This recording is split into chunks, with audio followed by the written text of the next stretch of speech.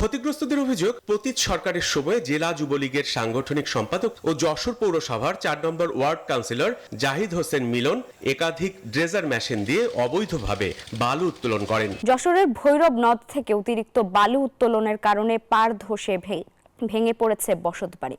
ক্ষতির শিকার হয়েছে ৮০টি পরিবার।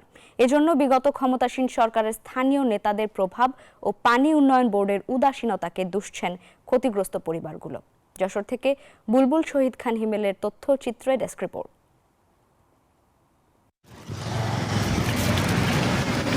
যশোর উপজেলা শহরের বাবলাতলা এলাকার ভৈরব নদের পাড়ে কয়েক লাখ টাকা ঋণ নিয়ে বাড়ি নির্মাণ করেন হাফিজা বেগম।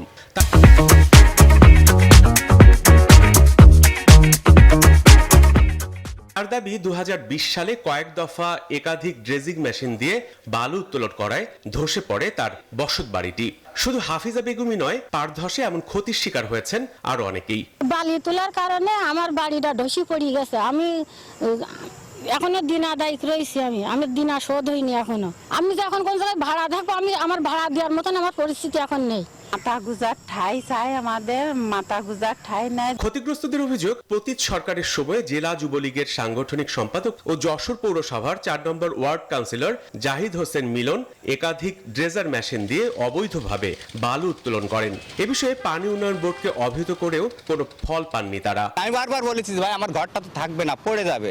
তাদের একই কথা যে না, কিছু হবে না। অতিরিক্ত মাত্রায় গভীরতা করা হয়, তখন ফলে কি হয়, অতিরিক্ত বৃষ্টির ফলে নিচে যে বালিটা আছে ওইটা নদী টেনে নেয়। আমরা সরকারের কাছে আবেদন জানাচ্ছি, আমাদের একটা বন্দোবস্ত করুক। পানি উন্নয়ন বোর্ড বলছে, এবছর বৃষ্টির পরিমাণ অনেক বেশি হওয়ায় নদীতে পানি প্রবাহের পরিমাণ বেশি হয়েছে, ফলে ভাঙন দেখা দিয়েছে।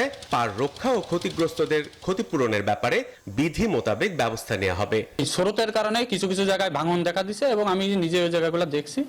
খুব তাড়াতাড়ি একটা বিধি মোতাবেক যেটা করা যায় সেটা ব্যবস্থা গ্রহণ করব। ক্ষতিগ্রস্তদের দাবি, অতিরিক্ত বালু উত্তোলনের প্রভাবে শহরের পুরাতন কসবা, ঘোষপাড়া, রায়পাড়া ও বাবলাতলা এলাকার ভৈরব পাড়ে অন্তত ৮০টি পরিবার ভাঙনের শিকার হয়েছে। জমি বাড়ি ধসে এই পরিবারগুলোর প্রায় ৮ কোটি টাকা সম্পদের ক্ষতি হয়েছে। Desk report, news 24।